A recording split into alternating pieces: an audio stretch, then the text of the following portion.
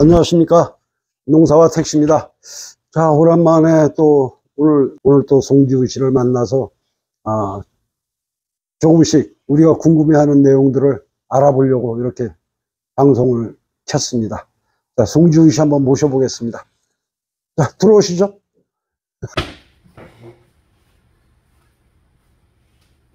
오랜만에 이렇게 이제 인터뷰를 또 하게 됐어요. 근데 제가 이제 인터뷰를 좀 하려고 했던 건 조합 소식을 궁금해하는 분들도 계시고 할 텐데 이 소식지만 가지고는 그 궁금증이 해소가 되기가 어렵겠다 판단이 돼서 가장 이제 중요한 게 그동안에 많은 문제가 되고 했던 게 정관에 대해서 많이 궁금해들 해요. 조합원들이.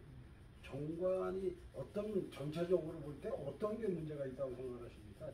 현재 인천 게이트시 조합에 약 9,000명의 조합원이 있다고 하는데, 사실 조합의 이사나 대의원을 했던 간부들 외에는 실제 정관을 받아본 사람이 저는 없다고 생각합니다. 보관하고 있지도 않고.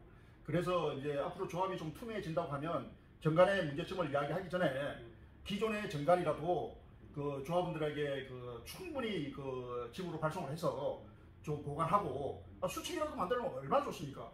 일개 노동조합이나 회사에 가면은 다 규정집이 있습니다. 그 인천 게이트시 조합이 9,000명이라는 그런 거대 조직이라고 하면 최소한의 조합 수첩에 어떤 규정이나 제반 사항에 대해서 좀 상계 규정이나 이런 복지의 규정이나 정관이나 이런 걸 만들어서 그 집으로 수첩을 이렇게 발송을 해주면 이게 얼마나 조합원들이 좋아하겠습니까? 다툼이 많았죠. 그래서 그 정관을 이번에 2018년도 7월 13일 날로 개정이 됐는데, 그때 정관을 개정할 때 이제 완벽하게 정관을 만들어서 이제 다시는 정관을 수정하지 않도록 그렇게 해서 정관이 우여곡절 끝에 만들어진 겁니다. 그 이후로 총 18년도부터 총 5번의 정관이 개정이 됐습니다. 그런데 저 역시 지금 공고 개시를 했다고 하더라도 그 5번의 정관 개정이 어떻게 됐는지는 조합원들이 거의 대다수가 모른다고 저는 생각합니다. 그래서 첫째 지금 문제점이 뭐냐면, 그동안에는 정관의 개정에 있어가지고 조합원의 참여, 그 다음에 조합원들이 좀 의사결정을 할 수 있는 결정권, 이것이 예전에는 있었습니다. 이게 중요한 사실입니다. 그러나 2018년도 7월 13일 이후부터는 그런 조합원이 참여할 수 있는 정관의 개정이나 의견 참여에 대해서 대의원 의결사항으로 모두 다 돌렸습니다. 이게 첫 번째 이유입니다. 이 대의원의 의결이 됨으로 해서 이제 정관 자체를 대의원에서 개정 수정할 수 있게 됐다는 겁니다.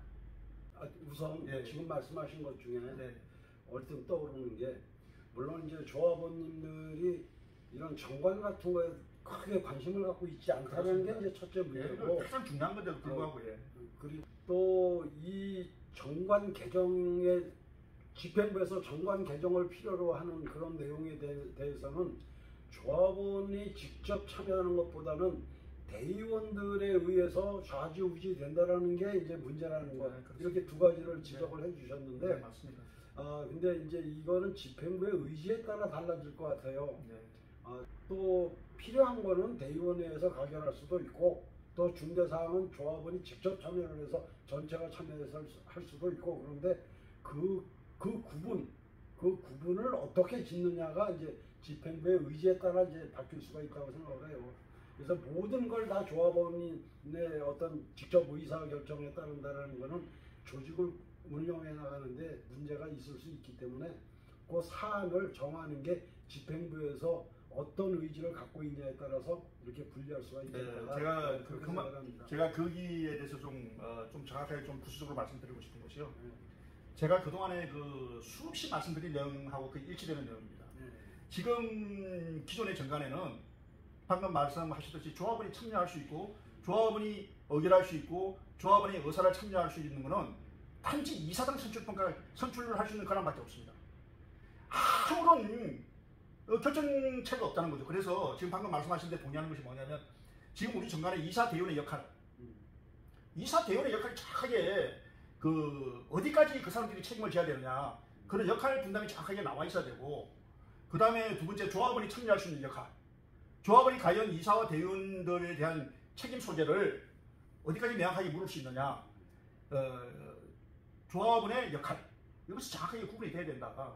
그래야 이게 참다운 정관이라는 것이지, 지금 알다시피 우리가 정관에 제가 두 가지만 말씀드리겠습니다. 조합원이 지금 현재 정관에 할 수 있는 거는 이사장 선출권하고 조합비 납부 여부밖에 없습니다. 다른 거 있으면 한번 우리 사회자님 한번 이야기해 보십시오. 우리가 정관에 당연히 조합원이라면 조합비 납부 의무가 있죠. 근데 조합원의 조합비 납부 의무 외에 무슨 권한이 있습니까? 조합원이 대의원에 참석해가지고 우리가 일반 대의원이나 이사장을 사실 만나기가 쉽지가 않아요. 그러면 사실 이사회나 대의원회에 열렸을 때 조합원이 열린 조합이라면 조합원이 참여를 해서 좀 조합원의 목소리도 들을 수 있는 그런 회의 장소가 돼야 되는데 전혀 그런 걸 차단시키고 있지 않습니까?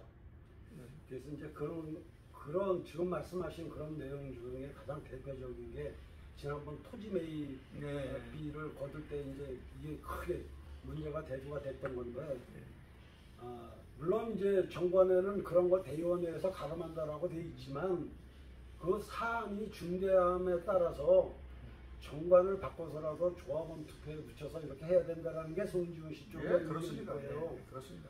그런데 그거는 이제 집행부 쪽에서 생각할 때는 너무 번거롭고 또 본인들의 어떤 사업 진행 의지에 반하는 결론이 나올 수 있다는 생각 때문에 그냥 대의원 대회로 가름해 버렸다, 이렇게 이제 부정적으로 또 보게 되는 거고, 이런 문제가 있는데, 그래서 제가 조금 전에 말씀드린 것처럼 이런 정관이나 또 대의원이나 이사의 역할이나 이런 것들이 집행부의 의지에 따라서 본인들이 원하는 쪽으로 그냥 이렇게 유도해 나갈 수 있게 돼 있다는 게 문제고, 또 이제 그렇게 됐을 때 그 권리를 행사한 이사나 대의원들은 권리만 행사하는 걸로 끝날 게 아니라 그 후에 문제가 발생했을 때 그 의무나 책임까지도 질 수 있어야 된다. 당연한 말씀입니다. 그런 것들은 이제 앞으로 이 조합이 어떻게 운영 발전돼 나갈지 모르겠지만 조합원들이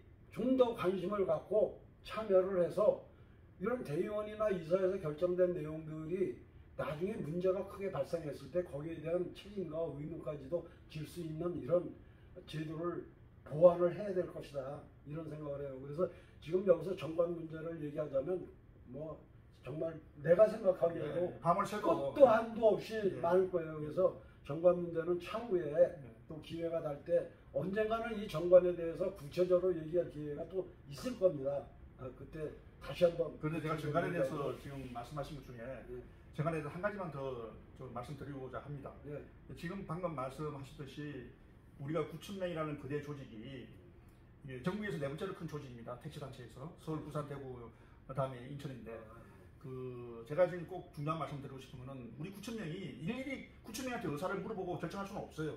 그건 당연한 이야기입니다. 그러나 지금 우리가 땅 매입에 관련해서 1인당 60만 원씩 이렇게 강제 징수하는 거는 대의원에서 의결했다고 해서 이렇게 만세 부를 것이 아니라 이런 자범을 사전에 좀 차단을 시키려고 했다면 조합원들의 의사나 여론을 좀 충분히 들어봐서 결정이 됐을 때에 결론을 내서 사업을 진행해야 된다는 것이죠. 그런데 알다시피 조합원 여론이나 이런 거 무시하고 또 조합원 총회 절차도 다 무시하고 일방적으로 지금 징수한 거 아닙니까? 그래서 우리가 강제 징수라고 하는 겁니다.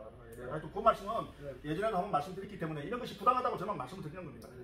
그래서 이제 자연스럽게 이제 다음 문제로 이어지는데, 토지 매입에 관련돼서 이제 월 5만 원씩 해서 1년 동안 이제 60만 원씩 이렇게 걷는 걸로 이제 결정이 돼서 이미 한참 진행이 돼 가고 있는데, 뭐 이것도 이제 집행부 쪽에서는 충분히 사전에 공청회를 했고 뭐 다 그 절차를 밟았다라고 얘기를 해요. 근데 그런 것들을 이제 또 반대 시각에서 보는 쪽에서는 그런 것들이 정상적으로 진행되지 않았다, 이렇게 보는 거고.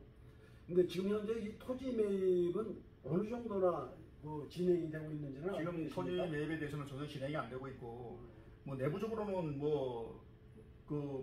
안만리에 하고 있는지 모르겠지만 지금 이사회나 대의원에 정확하게 토지 매입을 어느 곳에 매입을 했다, 이런 거는 전혀 지금 보고되지 않고 있습니다.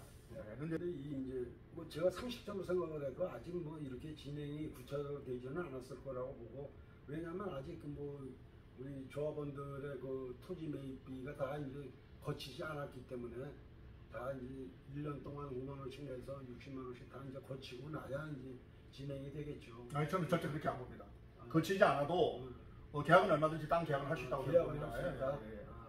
근데 아직 뭐 이제 그런 거에 대한 구체적인 내용은 아는 게 없으시고 예. 사실 이런 것들은 좀 집행부 쪽하고 얘기를 했으면 좋겠는데 전혀 이사장님은 이런 데 응할 생각이 없으시고 근데 그거는 제가 지금까지 그 조합원들하고 왜냐면 내가 송지훈 씨하고는 이렇게 송지훈 씨와 인터뷰 합시다 하면 응하니까 이렇게 자주 하게 되는데 이사장님은 송지훈 씨하고 농사와택 씨하고 인터뷰를 하는 걸 보면서 저거 농사와택 씨는 저쪽 편이구나 이렇게 딱 선을 그어놓고 보니까 내가 요청을 해도 이사장님은 응하지 않아요. 그래서 나는 사실 좀 한가운데서 조합원들을 위해서 어떤 게 옳고 어떤 게 그런 건지를 조합원들이 판단할 수 있는 기회를 주고 싶어서 인터뷰 요청을 하는 건데 이사장님은 그렇게 부정적으로 생각을 하다 보니까 인터뷰가 이루어지질 않아요. 그래서 사실 좀 답답해요. 양쪽의 얘기를 다 듣고 싶은데 근데 제가 그게 안 제가 되니까. 말씀을 정확히 말씀드리겠습니다. 제가 지금 그동안에 뭐 이제 유튜브도 몇 번 하고 조합원들과 소통하고 있지만 땅을 매입했다 이런 이야기는 들리지 않고 있어요. 그런데 저는 이게 땅 거출금이 1인당 60만 원씩 1년 동안 다 그치지 않더라도 틀림없이 사전에 이제 땅 매입 관련해서 이제 진행을 할 것이다. 저는 그렇게 보고 있습니다. 자, 오늘 방송 내용이 어떠셨습니까? 방송이 좀 길어져서 지루한 감이 없지 않아 있을 거라고 생각이 되는데 뭐 인터뷰 시간은 뭐 엄청나게 길었습니다. 근데 그거를 오늘 한 번에 다 방송을 하기에는 너무나 방송 시간이 길어지기 때문에 여기서 편집을 했습니다. 나머지 뒤에 인터뷰한 내용들은 다음 시간에 연속으로 또 내보내 드리기로 하고 오늘은 여기서 방송을 이렇게 편집을 해서 자르도록 하겠습니다. 다음 시간에 뵙겠습니다. 고맙습니다. 농사와 택시였습니다. 안녕히 계십시오.